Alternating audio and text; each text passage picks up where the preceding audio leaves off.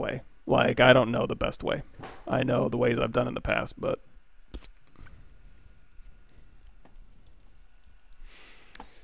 are you aware if it's possible to make your own particle brushes for Painter? You can. There's a ton of Painter settings in there. As far as importing your own particle brushes, that I'm not sure about. But when we do stuff like, that's another really cool thing about, so whenever I'm doing demos of Painter for like students and stuff, I'll always make sure to use particle brushes. I don't really use them in production for what it's worth, but it's really easy to kind of show off like, whoa, how cool is 3D?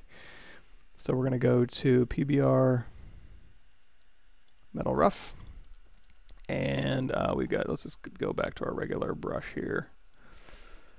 Default hard. We got this, let's just kill that. So we got our fill layer here, just a basic fill layer, well, another fill layer. We're going to call this Acid Blood Rain. Also the name of my band I'm going to make. So we're going to add a black mask to this. Now this Acid Blood Rain, we're going to want to make, obviously it's going to have to be red color. And it's going to have to dig in, so we're going to make the height negative. And what else? It's going to be blood. It could be maybe semi-metallic. And then roughness is going to be really shiny. So we're going to rain blood on this guy, and it's going to dig into his armor here. And transmissive we don't really need anymore, so I'm going to go back to my texture set settings, and I'm going to take transmissive and just kill that. Okay, so Acid Blood Rain, we're going to select the mask here, and I'm going to go into our particle. And then, you know, it doesn't have to be a brush. I mean, you can go through here and you can do like leaks, and then when you just paint and drag, it'll just kind of leak along. And all of this stuff is dictated by wind and particle life and randomization and spawn rate factors and all this cool stuff that you can do. Again, I don't get too heavy into this like I did for like a class that I did, and then I just never used it again. But I'm sure it's useful for all sorts of reasons. Drag that in there.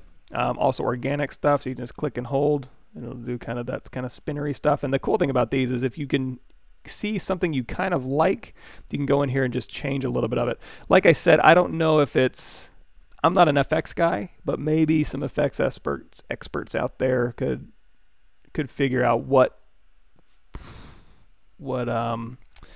if it's a proprietary format or if it's just something that's easy for a particle person to go in and go like, oh yeah, I know all these values, I can just plug in this and it'll do exactly what I want.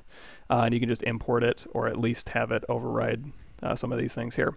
You can also just click in your document here and just let it rain for a little bit. And that'll just kind of rain particles down. The wind's kind of blowing, so you can change that if you'd like. And then wherever those little rain particles hit, it's kind of just leaking down. You can also do a sandstorm here. That might be a little bit, yeah, just let that kind of go. Broken glass is a fun one. Just kind of shoot and it just kind of breaks off into glass. Electrical circuits. Electrical blood circuits. That's kind of a cool one for like if you're doing like halo type panels and stuff. You know, crank that up. Let's see what that'll do. Oh, how about that? Let's see if we hold down longer. Yeah, it's a little bit, make a really small one.